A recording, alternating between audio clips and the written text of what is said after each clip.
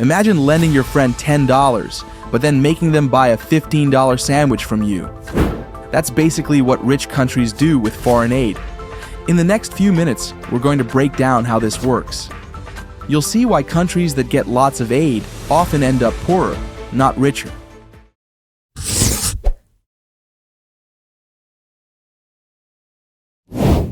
When we think about rich countries helping poor ones, we often picture big checks and generous donations. But the truth about foreign aid isn't as simple or as nice as we might hope. Let's look at what's really happening when countries give money to others. Rich countries often say they want to help poor countries grow and become better off. They make big promises about how much they'll give and how it will change lives. But when we look closely at the numbers, we see a different story. Rich countries don't actually give as much as they say they will. For example, let's look at the United States.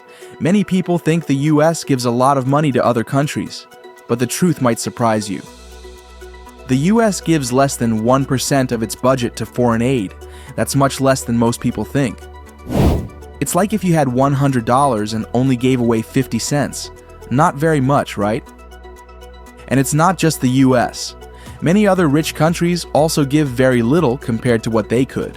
They make big promises, but when it's time to actually give money, they don't follow through. This means poor countries aren't getting as much help as they need. But there's an even bigger problem. Even when poor countries do get aid, they often end up owing more money than they received in the first place. How does this happen? Well, sometimes the aid comes as loans that need to be paid back, with interest. Or the aid might come with rules that force the poor country to spend the money in ways that don't really help them. This means the aid isn't really helping poor countries become richer. In fact, it can make things worse. Some poor countries are now paying back more money than they receive in aid. It's like borrowing $10 from a friend, but having to pay back $15. You end up with less money than you started with. Let's look at some real numbers to understand this better. In 2022, the United States gave nearly $74 billion in aid to over 150 countries. That sounds like a lot of money, right? But remember, for a big country like the US, this is still less than 1% of its budget. And the country that got the most aid was Ukraine, receiving $12.4 billion. Not because of long-term help for development, but because of the war happening there. So, if we step back and look at the big picture, we see that foreign aid isn't as generous as it seems. Rich countries aren't giving enough to genuinely help poor countries grow and become independent. They're giving just enough to look good, but not enough to make real changes. But this leaves us with a big question.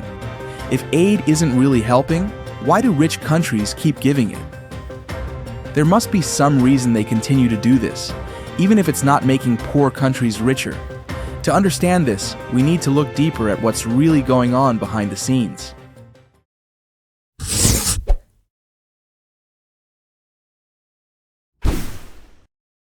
Imagine lending money to a friend, but then telling them exactly how to spend it.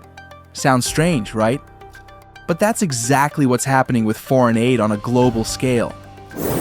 Rich countries aren't just handing over money to poor countries. They're setting up a complicated game with hidden rules.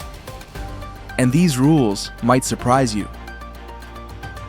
When rich countries give aid, they often add strict conditions.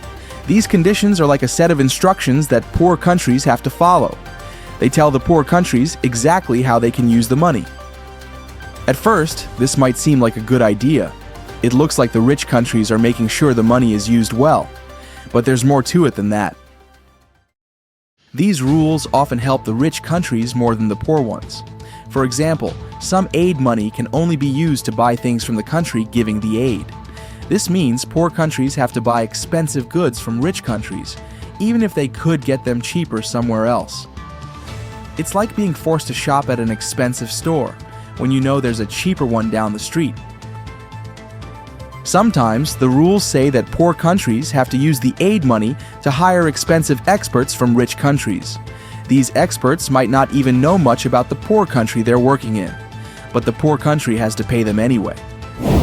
This means a lot of the money goes back to rich countries, instead of helping poor people. In some cases, more than half of the aid money ends up back in rich countries. This is because of all these rules and conditions. So the money isn't really helping poor countries as much as we might think.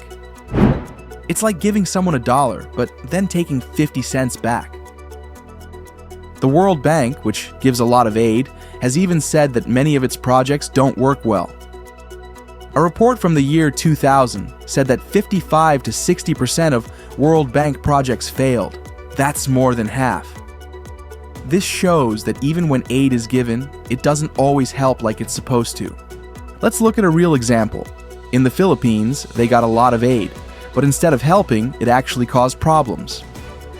The aid made the government less worried about fixing things in their own country. They could keep putting off hard decisions because they had this extra money coming in. This is called aid dependency, and it's a big problem in many poor countries. Another issue is something called debt trap diplomacy. This is when a rich country lends money to a poor country, but the poor country can't pay it back. Then the rich country might take control of important things in the poor country, like ports or mines. Some people say China does this, but it's a complicated issue, and not everyone agrees. Kenya is a good example of how this can happen. They borrowed money from China to build a railway, but now Kenya has to pay a lot of money every 3 months to a Chinese company. This is causing big money problems for Kenya. They're having trouble paying for other important things because they have to pay this bill. One of the biggest problems with these loans is that they're often not very clear. Poor countries might not know exactly what they're agreeing to when they take the money. This can lead to them having to follow rules they didn't expect or pay back more than they thought they would. All of this means that the rules of foreign aid often make rich countries richer, not poorer ones. It's like a game where the rich countries always win, no matter what. They give money, but then they get a lot of it back, and they get to control what poor countries do with the money.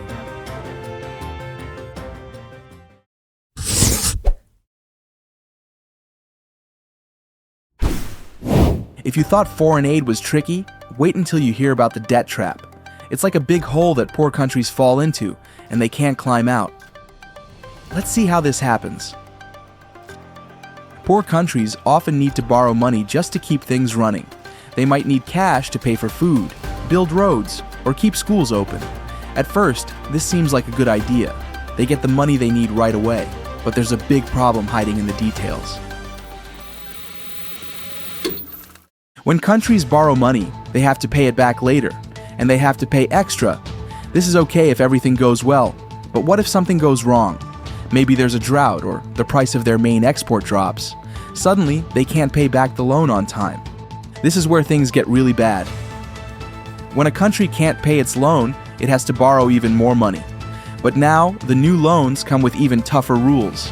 The interest rates are higher, which means they have to pay back even more. It's like trying to dig yourself out of a hole, but the hole just keeps getting deeper. As time goes on, these countries end up spending more and more of their money just paying back debt. This means they have less money for important things. They can't build new schools or hospitals. They can't fix roads or pay teachers. All their money is going to pay off old loans. In some countries, this has gotten so bad that they spend more money on debt payments than on healthcare. Imagine if your family had to spend more money paying credit card bills than buying food or going to the doctor. That's what it's like for these countries. This problem keeps getting worse over time. The more a country borrows, the harder it is to pay back. And the harder it is to pay back, the more they need to borrow. It's a cycle that's very hard to break out of. Some countries have tried to get help with this problem. They've asked for their debts to be forgiven or for more time to pay. But often, the countries and banks they owe money to won't agree. They want their money back, even if it means the poor country suffers. This debt trap changes how countries make decisions. Instead of thinking about what's best for their people, they have to think about how to pay back loans. They might cut important services or sell off valuable resources just to make loan payments. It's not just about money either. When countries are stuck in debt, they lose some of their freedom to make choices. The countries they owe money to can tell them what to do. They might have to change their laws or sell parts of their country to foreign companies. It's like they're not fully in control of their own country anymore. So, we can see that foreign aid and loans often lead to a cycle of debt that's very hard to break. Poor countries get stuck paying more and more, while having less and less for their own needs. It's a trap that keeps them poor and dependent on rich countries.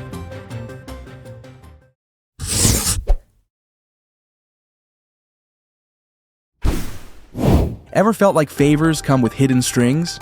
Rich countries do something similar, but on a huge scale.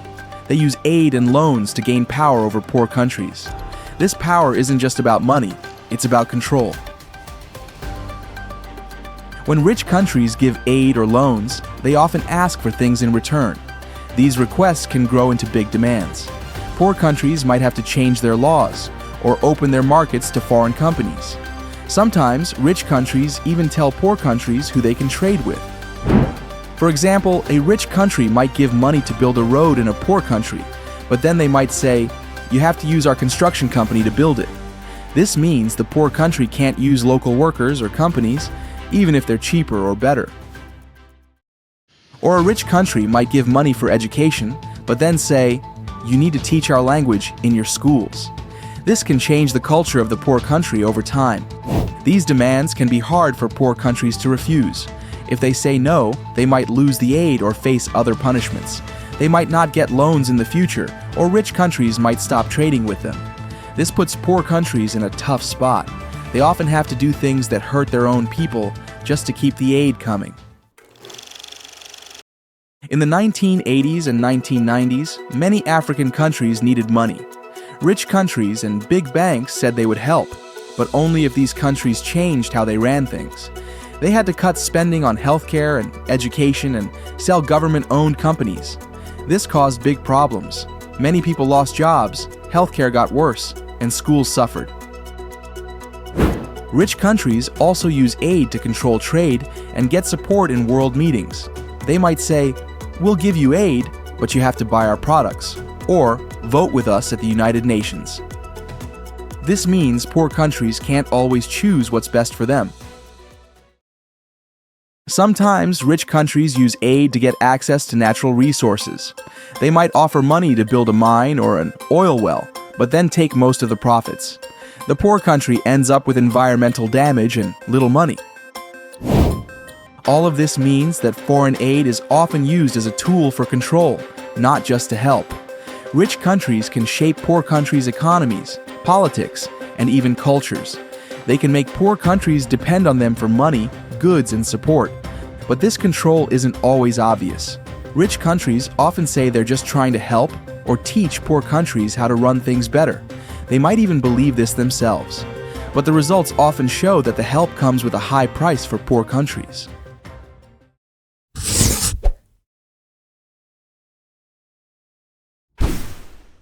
Sometimes, foreign aid can actually do a lot of good. It's not always about keeping poor countries down. There are times when the money and help from rich countries really make things better for people in need. But it's important to understand what makes the difference between good aid and bad aid. When aid works well, it's often because it helps poor countries build up their own abilities. Instead of just giving them money or things, good aid teaches people how to do things for themselves. This is like the old saying about teaching someone to fish, instead of just giving them a fish. When countries learn new skills, they can keep using those skills long after the aid is gone. One way this works is through small loans to help people start businesses. For example, in Bangladesh, there's a bank called the Grameen Bank that gives very small loans to poor people. These loans help people start their own little businesses. The amazing thing is that about 97 out of 100 people pay back these loans. This shows that when you give people a chance, they can use it to make their lives better. But it's not always perfect. Even these small loan programs often need extra money to keep going. They can't always make enough money on their own to stay open. This means that while they help a lot, they still need support from outside to keep working. Another way aid can be really helpful is when it improves things like schools and hospitals. When aid money goes to building better schools or training more doctors, it can help a whole country for a long time. Kids who get a better education might grow up to invent new things or become leaders who make their country stronger. And when people are healthier, they can work better and build up their country's economy. But here's the tricky part. The kind of aid that works best isn't always the kind that rich countries want to give. Often, rich countries prefer to give aid in ways that help them too. They might want poor countries to buy things from them or agree to certain rules. This kind of aid doesn't always do as much good for the poor country in the long run. Experts who study this stuff say that aid works best when the country getting the help has more economic freedom. This means that the country can make its own choices about how to use the money and run its economy. When countries have this freedom, they can use the aid in ways that really fit what they need. So why don't rich countries give more of this kind of helpful aid? Well, sometimes it's because they're thinking more about what they can get out of it. They might want to sell their own products or gain influence in the poor country. This means that the aid that could help the most isn't always the aid that gets the most money. It's a bit like if your friend needed help with math, but instead of teaching them, you just did their homework for them. Sure, they'd get a good grade that one time, but they wouldn't learn how to do math on their own. In the same way, when rich countries just give things to poor countries instead of helping them learn to do things themselves, it doesn't solve the big problems in the long run. This doesn't mean all aid is bad. It just means we need to think carefully about how aid is given. When aid focuses on building up a country's own abilities, like helping them start their own businesses, improve their schools, or train their own doctors, it can make a real difference. But this kind of aid often gets less attention and less money than other types. Foreign aid often doesn't work the way we think it should. Instead of helping poor countries grow, it can keep them stuck in poverty. This happens because the aid comes with rules that benefit rich countries more than poor ones. But there's a better way to help. Studies show that countries grow faster when they have more economic freedom. This means giving poor countries the tools to build their own wealth, not just handouts. Real help means teaching skills, improving schools and hospitals, and letting countries make their own choices. When aid focuses on these things, it can lead to long-term improvements. So next time you hear about foreign aid, think about where the money really goes. Does it help poor countries become independent, or does it keep them relying on rich countries? The system needs to change to truly help those in need.